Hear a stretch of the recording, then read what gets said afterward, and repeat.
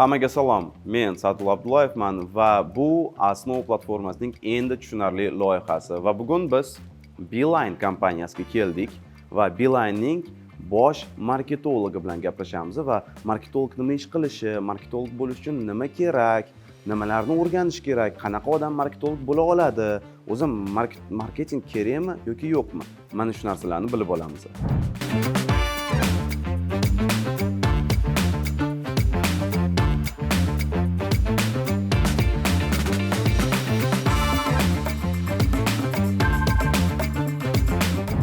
Assalomu alaykum. Assalomu alaykum. Aka o'zingizni tanishtirasiz.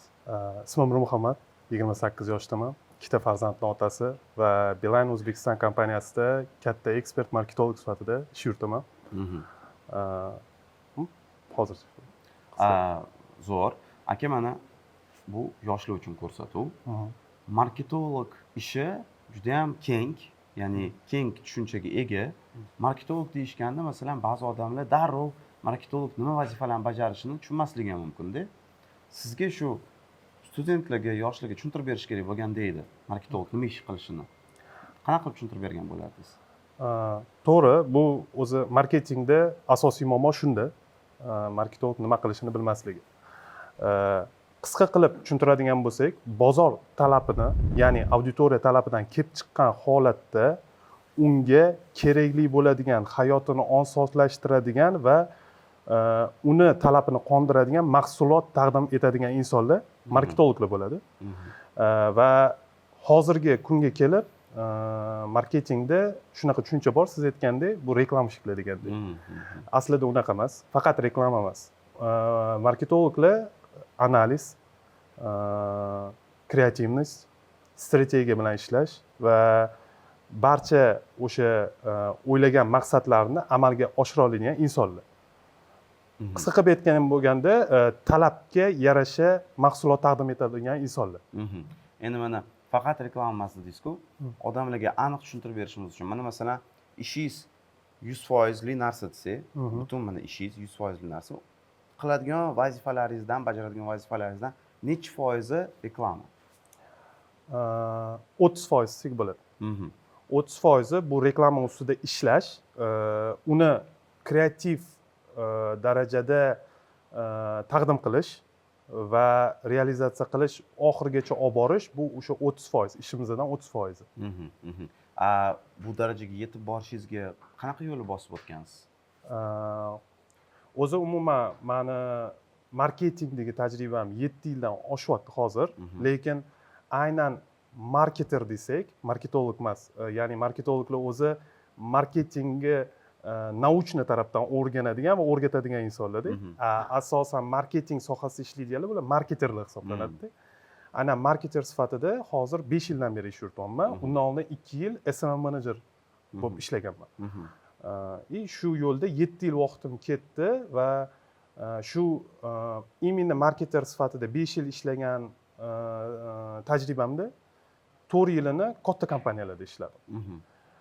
Ya'ni bu yerda eng bosib o'tgan yo'limni katta qismi boshidagi yo'l bo'ldi. Qachonki men SMM managerdan marketer sifatida o'tayotgan paytim va marketer sifatida o'zimni pozitsiyamni topganimda shu yo'nalish bo'yicha rivojlanishim.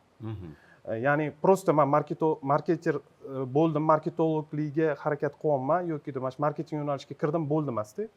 Ya'ni faqat tajriba olyapman, ishdan emasda.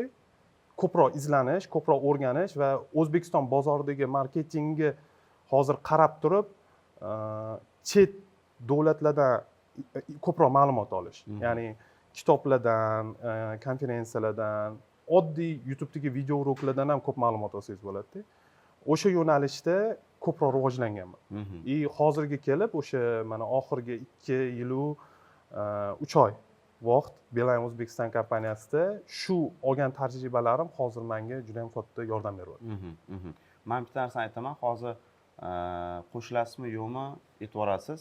Masalan, o'ylaymanki, qaysi yo'nalishda odam o'qimasin yoki qaysi yo'nalishda ishlamasin, agarda ichida shu marketolog qanaqadir qobiliyati, qanaqadir shu marketingni sezadigan qanaqadir hissiyoti, qobiliyati bor bo'lsa, odam marketolog bo'lib ketishi mumkin. Men masalan iqtisodchiman o'zim, hozir mana blogerman, lekin marketolog blogerman desak bo'ladi. Chunki men masalan reklamani qanaqa ishlashini tushunaman, qanaqa reklamani qilish kerakligini yoki masalan bozor qanaqa fikrlayotganini va iste'molchilar nima xohlayotganini qanaqadir sezadigan qobiliyatim mavjudda.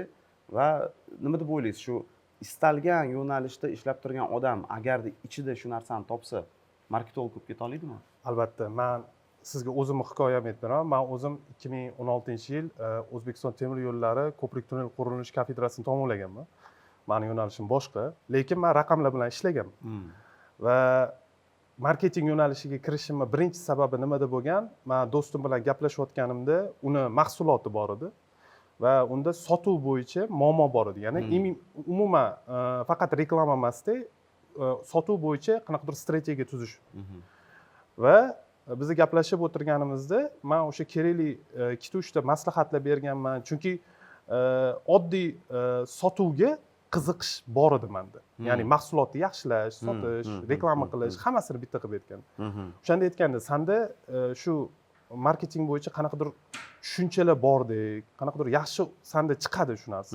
Harakat qilib ko'r deganda va o'shanda birinchi SMM menejerlikdan boshlab turib, kimdirlarning shaxsiy brendini, kimdirlarning kichkina do'konidan boshlab hozirgi paytgacha keldim va men sizga yana bitta narsani aytaman, marketingda talant, ya'ni o'sha siz aytgandek ichidagi marketingga zarrasi juda muhim. Zarrasi.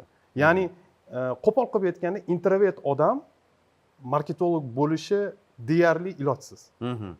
Juda ham qiyin. Uning uchun siz kommunikatsiya qilishingiz kerak, uning uchun siz odamlar bilan muloqot qilishingiz kerak, ko'p odamni tushunishingiz kerak. Yosh, qari, o'rta yosh,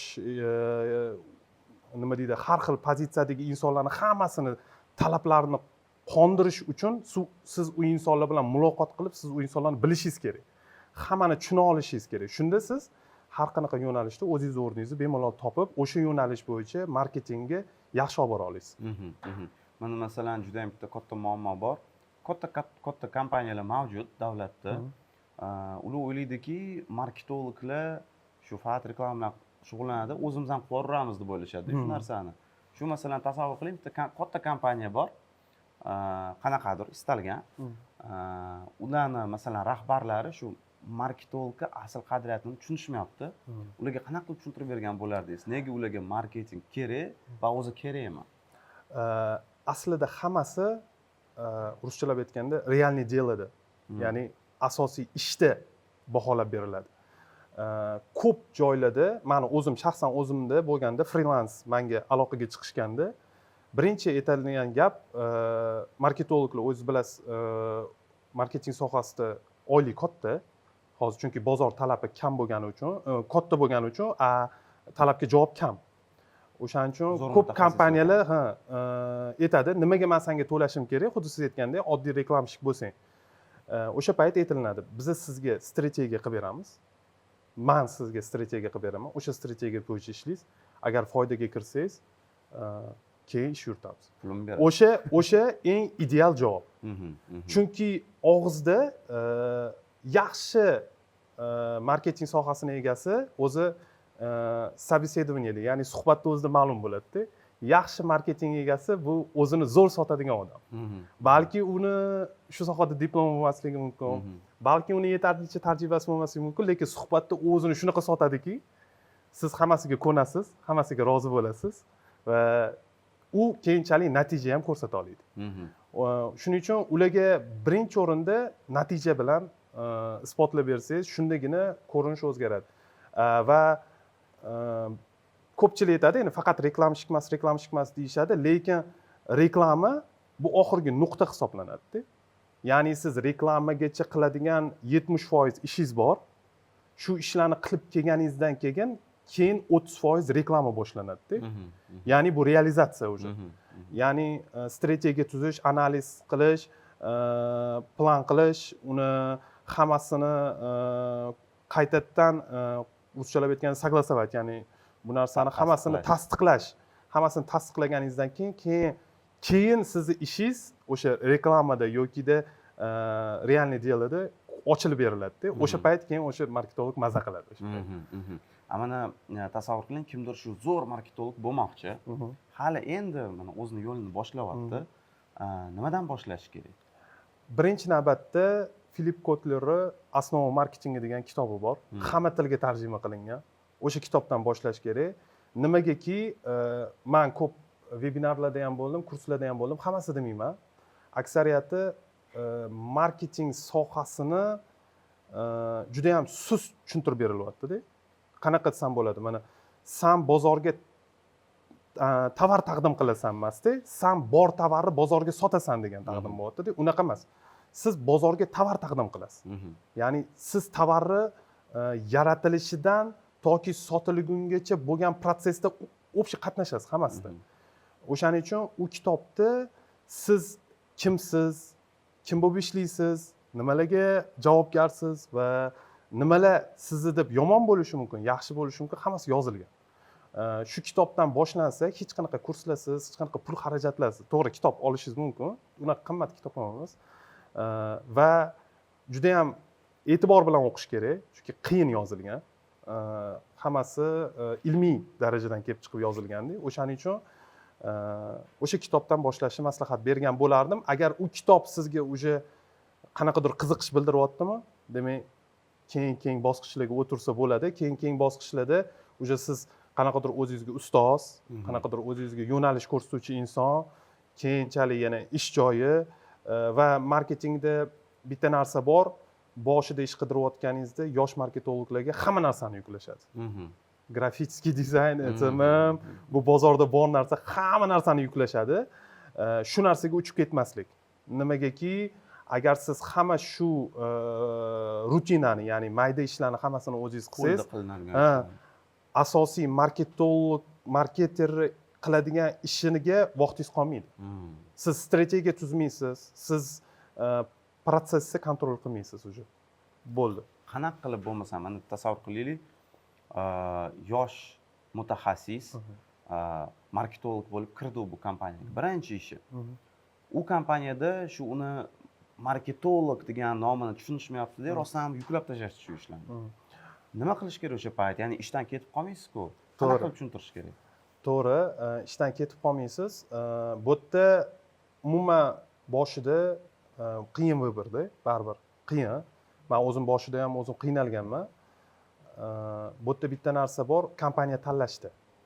Ya'ni kompaniya tanlayotganingizda o'zi sizga ayon bo'ladi, ularda komanda bo'ladi, ularda qanaqadir maqsad bo'ladi, qanaqadir ko'rinish bo'ladi, bozordagi o'zini urovni bo'ladi. Misol uchun ko'pchilik qo'rqadi, marketolog sifatida katta kompaniyalarga kirish qiyin deydi. Yo'q. Assistent bo'lib kirish qiyin emas. Hozir juda ham ko'p kompaniyalarda, mana hozir Headhunter'ga ham kirsangiz, assistent marketologi tiqilib yotibdi. Juda ham ko'p. Даже kursni tamomlamagan bolalarni olishadi-da. Kadrlarni olib, ularni o'zligi tarbiyalashadi. Chunki marketing sohasida tayyor mutaxassis kelgandan tarbiyalash nima deysiz, выгодно bo'lib qoldi. Nimaga desangiz, tayyor mutaxassisni qidirib topib, u 3 oy adaptatsiya qilib, produktni o'rganib, uni yo'lga qo'ygunicha, u payt bitta kichkina junior marketologni tarbiyalashga ulgurasiz-da. Shuning uchun hozir assistent marketologi o'rinlari bor. Keyin sizni aytgan holatingizda agar u boshlab qo'ydi, kirdi, ko'ryapti, unga grafik dizayn qilishyapti. 1 yil davomida shunaqa ishladi. Bu ham yomon emas. U endi ertaga boshqa boradigan kompaniyasida grafik dizayn bitta mana zadacha bo'yicha necha soat vaqt ish ketkazadi. Unga qancha vaqt berish kerak? Targetologga qancha vaqt berish kerak? Uni natijasini qanaqa qilib baholasa bo'ladi? O'zi kirib qanaqa qilib shaxsan tekshira oladi? Buni o'zi bilib oladi. Bu ham zo'r tajriba. Ya'ni bitta qiynalib olish ham plus. Da, bu ham katta plus. Lekin bu menda yo'q-ku, men qiynalmadim-ku, men bitta kompaniyaga oson marketolog bo'lib kirib, o'shadan tajriba olib marketolog bo'lib ketib qolman yoki mana shunaqa bo'lib ketyapti deydigan bo'lsa ham, u ham minus emas-da. Chunki bitta katta narsa bor. Agar siz marketing sohasida uje 4 yil, 5 yil ishlaganingizdan keyin siz qo'lingiz bilan hech qanaqa ish qilmaysiz uje. Siz analitiksiz, siz strategsiz, siz kommunikatsiya yurg'izadigan insonsiz, siz tasdiqlovchi insonsiz. Sizni bozorni ko'ra bilishingiz, tajribangiz o'sha komandaga shu tarafdan keraksiz. Komanda qolgan sizga kerak bo'layotgan o'sha protsessdagi ishlarni yetkazib bersa, u eng zo'r realizatsiya bo'ladi. Ya'ni mahsulot uchun zo'r yo'nalish bo'ladi. Nima deb o'ylaysiz? Qanaqa kompaniyalarga o'zi marketing kerak va marketing kerak emas kompaniyalar ham bormi? Yo'q, marketing kerak emas kompaniya yo'q. Hamma joyda marketing kerak. Даже shunaqa tushuncha bor, HR marketing degan tushuncha ham bor. Hech kim o'ylamasligi mumkin, HR ga nima marketing kerak. Даже shunaqa tushuncha bor, HR marketing degan tushuncha bor va даже davlatlar politikasida ham marketing ishlatiladi. Davlatlar politikasida ham, даже siyosat, o'sha hammasida marketing bor baribir. Hammasida bor. Chunki marketing bu sizga mahsulotni sotish emasda. Bu sizni talabingizga javob beradigan, hayotingizni obodonlashtiradigan sohada. Ya'ni marketing butun sizni o'rab turgan tizim, qanaqa ishlashini tushunish va mana shu tizim bilan ishlashni bilish. Albatta, albatta. Zo'r. Mana nima deb o'ylaysiz sizni shaxsiy fikringiz bo'yicha marketologga qanaqa soft va hard skilllar kerak? Soft skilllarga keladigan bo'lsa, boshlaydigan bo'lsa, bu kommunikatsiya birinchi o'rinda. Ya'ni muloqot qilishni bilish birinchi o'rinda. Analitika bilan ishlash bu hard skilllarga. Va strategik fikrlar olish, ketma-ketlik, ya'ni zadachalarni o'sha kerakli odam bilan kerakli vaqtda qilish va eng asosiylardan bittasi bu kreativnost, ya'ni ijodkorlik. Ijodkorlik deganda bu musiqa yozish, kino olish yokida qanaqadir ssenariy tuzishda emas. Ijodkorlik bu bozorga yangicha yo'nalish bilan kira olish, konkurentlardan, ya'ni raqobatchilaridan o'tib ketish uchun yengilliklar qilish. Shu taraflama ijodkorlik kerak bo'ladi. Demak, mana bunaqa savol beraman bo'lsa, mana marketolog bu 100% mutaxassis, uni necha foizi ijod, necha foizi hard skill? Agar soft skillga keladigan bo'lsak, soft skillni kommunikatsiya bilan ijodkorlikka birlashtirsak, bu 60% deb aniq ayta olaman.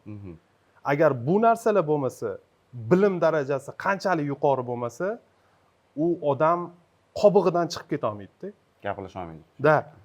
Marketolog qobig'iga sindiradigan odam bo'lish kerak-da. Ya'ni hamma yog'i yopiq turganda kalitsiz eshik ocha oladigan odam bo'lish kerak. U shunaqa kuchi bo'lgan inson, to'g'ri, bunaqa kuchi bo'lmagan inson marketolog bo'lishi mumkin, lekin yaxshi marketolog bo'lish uchun shu soft skilllarda shu kommunikatsiya bilan kreativnost birinchi o'rinda bo'lishi kerak.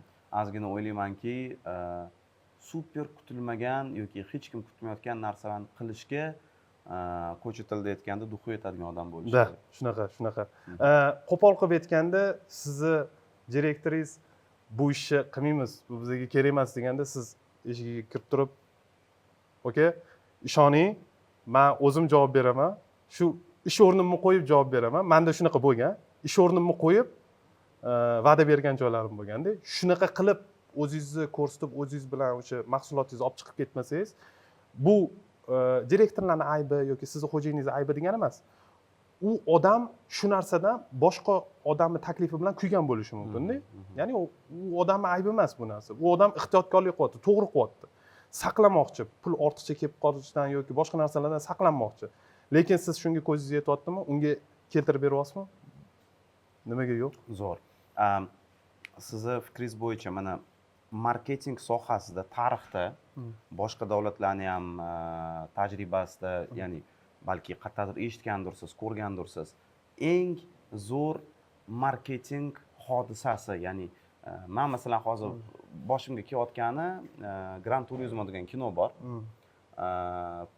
Nissanni marketologi, bu haqiqiy voqea bo'lgan, kinosi ham chiqqanda, Nissanni marketologi PlayStation bilan aloqaga chiqqanda Nissanga aytgan, biza avtomobillarimizni ommalashtirish uchun, ya'ni avtomobillarimizni orzu darajasiga chiqarishimiz uchun PlayStationda shu gonkalarni, poygalarni o'ynayotgan o'yinchilarni eng zo'rlarini, dunyoda eng zo'rlarini tanlab, ularni haqiqiy poygachiga aylantirishimiz kerak.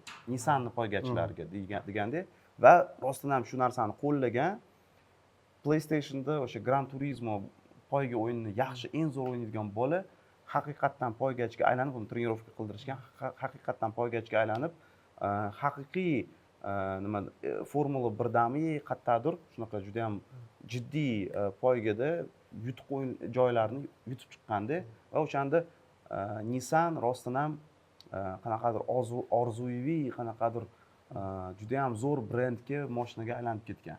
Va mana shunaqa qanaqadir кейsni bilasizmi? Sizni unaqangizda. Men sal buni boshqacha baholayman.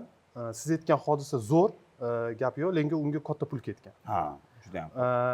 Va katta pul bor joyda fantaziya yaxshi ishlaydi. Lekin sizga kam pul berishsa-yu, lekin katta natija kuchsa, o'sha payt fantaziya ishga tushadi. Kimda kuchli, kimda kuchsiz. Men sizga bitta misol keltira olaman. Bitta konvertda puliga milliard prodaja bo'lgan narsa. Ya'ni Steve Jobs o'zini MacBook'ini birinchi ishlab chiqarganda, u uni prosta sanaga olib chiqib oddiy ko'rsatsa bo'lardi, lekin u konvertni ichida olib chiqqan. Ya'ni konvertni ichidan MacBook'ga olib berganda, insonlar uni уже ichidagi mahsulotda, ichidagi plyuslari, minuslari u haqida o'ylashni boshlashmagan. Ular bitta narsasi, men bu MacBook'ga ko'tarib yurish menga qulay. Men уже buni sotib olaman. Ya'ni bitta konvertda puliga qanaqadir katta ahvatda olib kelgan hodisa bo'lganda o'sha payt. Chunki hech qaysi notebook bunaqa qobiliyatga ega bo'lmagan, bunaqa mini ko'rinishga ega bo'lmaganda. Bu hodisalardan bittasi o'sha. Ya'ni juda ham kam qilmasa ham, qilsa ham bo'ladigan voqeada shu ish qilib bitta konvert puliga katta hodisa qilgan. Bunaqa voqealar ko'p. Ya'ni katta kompaniyalarda ko'p eshitsak bo'ladi. Facebookda ham, filmda ham ko'rsangiz bo'ladi. Ya'ni o'sha imенно foydalanuvchilarni munosabatdami, yo'qmi? O'sha joyi, ya'ni в отношениях или не в отношениях ko'rinib turadigan narsasi qo'shilgani uchun o'sha qolgan ijtimoiy tarmoqlardan ajralib qolgan. Ya'ni odamlar yoshlar o'tga qiziqib kirishni boshlaganda, Facebook o'shaning orqasidan birinchi PR katta auditoriyaga ega bo'lgan. Yana bitta misol, bu Uber. Ya'ni serial ham bor, Борьба за Uber degan. O'sha yerdagi marketingga bitta qo'pol ko'rinishi serialda ko'rsatilgan. Ya'ni Uberda qonun masalasida muammo bo'lganda, produkt yopilishi yoki produktni inqirozga uchrash vaziyati kelganda, texnik tarafdan ularni tekshirayotgan haligi odamlarni mobil vositalarini bloklashgan. Ya'ni ular Uberdan foydalanib, Uber taksistlarini ishdan to'xtatib qo'ymaslik uchun. Bu ham o'sha marketingga kiradi. Yomon qoralangan yo'li bo'lsa ham, bu mahsulotni ushlab qolish, mahsulotni olib qolish va mahsulotni keyinchalik yana rivojlanishi uchun, raqobatga bardosh bera olishi uchun qanaqadir yo'l. Hammasi shular baribir marketingga kiradi, strategiyaga kiradi, qora, oq yo'llari. Men qanaqadir qaysidir birini ajrata olmayman, aniq. Chunki ajratish qiyin. Hammasini o'ziga yarasha plyuslari bor. Shular? Zo'r.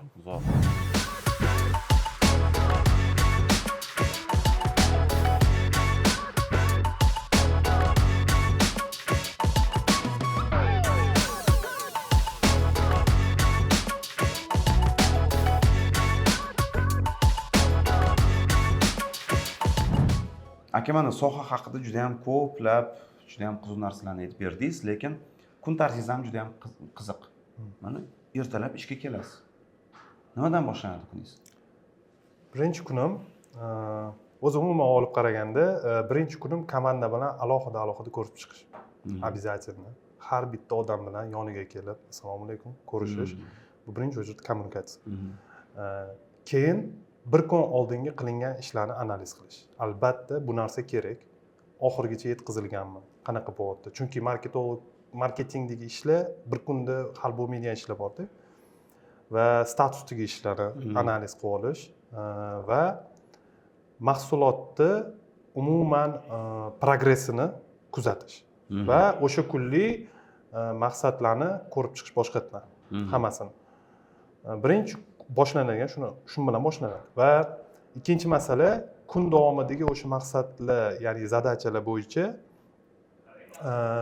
ularni tarqatish. Dizaynerga o'zini ishini, SMM menejerga uning ishini, targetologga uning ishini va sразу partnyorlar bilan suhbat. Ya'ni katta kompaniyalarda hamma narsa ham ishchilar tomonidan qilinmaydi. Ya'ni hamkorlar bor, sizni ishingiz hamma bilan bog'liq. Hamkorlar, boshliqlar, ishchilar, hamkasblar hamma bilan bog'liq.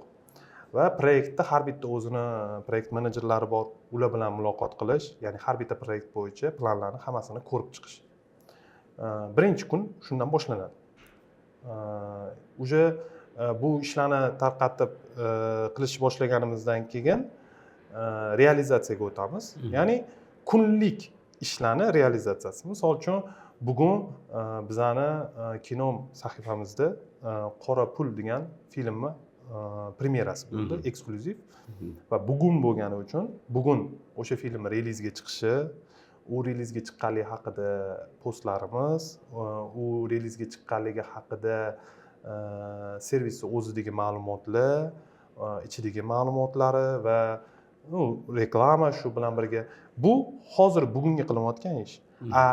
Qolgan ishlari shuncha kun davomida uni qaysi sanada chiqishi yaxshi, yomon, shu narsalarni har kuni plan qilib kelib, bu kuni realizatsiya qilyapmiz. Xuddi shunga o'xshagan narsa.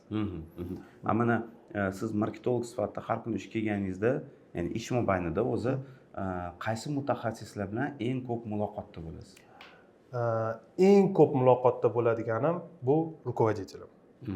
Ya'ni rahbarim, chunki har bitta meni hayolimga kelgan narsa rahbarim bilan suhbatdan o'tadi. Ya'ni rahbarim bilan kelishishim. Ikkinchi, uchinchi odamlar bu dizayner, SMM menejer, targetolog, o'zimni atrofimdagi marketing otdeli xodimlari. Keyingi odamlar bu loyiha egalari.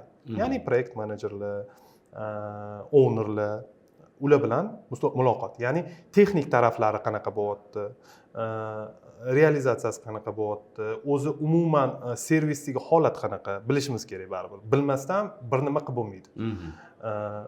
Shu odamlar bilan ko'p muloqot qilaman. Lekin rukovodитель bilan ko'p muloqot, chunki biza ko'p narsani muhokama qilib turishimiz kerak har doim.